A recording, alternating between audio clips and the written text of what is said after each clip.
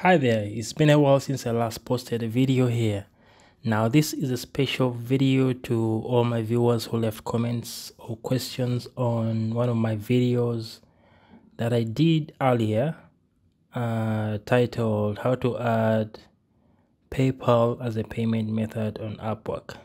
First of all, I thank you so much for having watched the video and being able to leave a comment. That was feedback enough for me to know that you guys enjoyed the video. So I'm here to answer your questions that you left in the comment section below. Now, the first question was by Will's Fashion for Will's Fashion 4. Wow, interesting name. So you wrote, hope they won't suspend my Upwork account if I do as you say. I have not been able to add a billing method. Haven't bought Connect before because it keeps rejecting my local cards. Please help me out. Well, first of all, thank you for watching. Thank you for leaving a comment. Now, I highly doubt your account will be suspended due to failure to add a payment method. This can only be done if you violate their terms of service, of which your case, as stated, doesn't fall into any violation as of now. I guess I've answered your question there. Now the next question comes from Jaden Karim. A great video. I have a few questions and I hope you can answer them well. He has about 3 questions and let's go into them. So, is PayPal working in China? I've heard you need to make a Chinese PayPal account because China recently made a China version of PayPal. Well, yes, I've heard of this news, but it's still the same. PayPal is still operating as PayPal. Now, to answer your question, yes, PayPal works in China. The site can be accessed without using a VPN. If you're to use your money in China, then you need to transfer your funds to your bank account. Now, you need to simply contact your local bank account if you are residing in China as a non-Chinese citizen. Contact your bank account to find out whether they can accept funds from PayPal. I believe there are banks that will accept such funds. Just contact any of your local banks.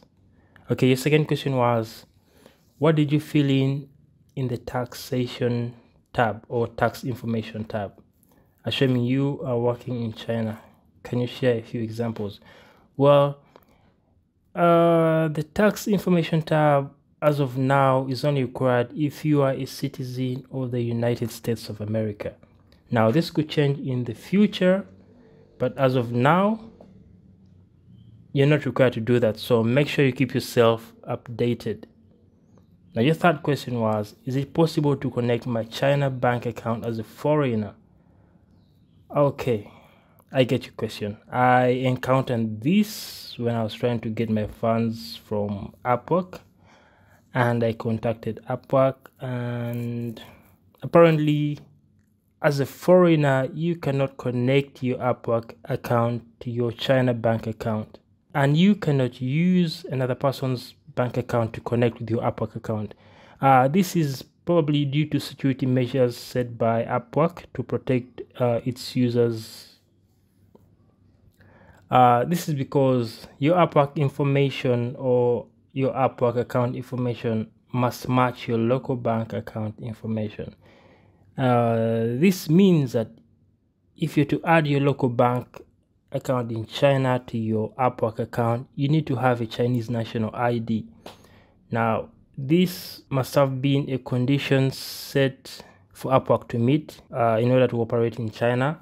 So, as a non-mainland Chinese citizen, your only option is to send your funds to a local bank in your home region or in any other country.